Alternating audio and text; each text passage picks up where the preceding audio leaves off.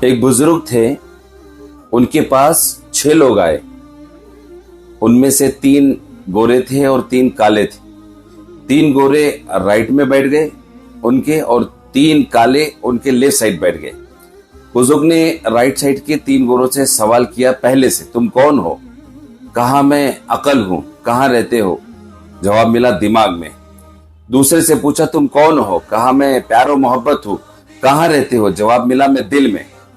تیسرے سے سوال کیا تم کون ہو؟ کہا میں شرم و حیا ہوں. کہاں رہتے ہو؟ جواب ملا میں آنکھوں میں.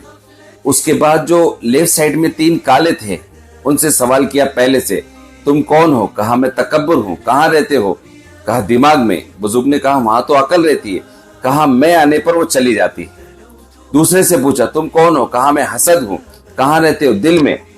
تو سوال کیا کہ وہاں تو پیار و محبت رہتی. کہا میں آنے پر وہ چلی جاتی.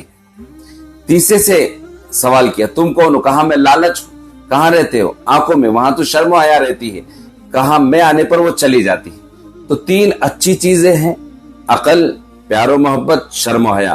عقل دماغ میں ہوتی ہے, پیار و محبت دل میں ہوتی ہے, شرم و حیا آنکھوں میں ہوتی ہے. اس کی قدر کرے. 3 چیزیں خراب ہوتی ہے, تکبر, حسد اور لالچ. ہمیشہ 3 چیزوں کو اپنانے کی کوشش کرے. 3 چیزوں کی اللہ سے دعا مانگے, عقل و سلیم, پیار و محبت, شرم و حیا.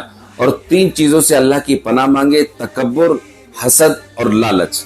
یہ بزرگ کا واقعہ ہے جو ہمیں بہت سارا سبق دیتا ہے.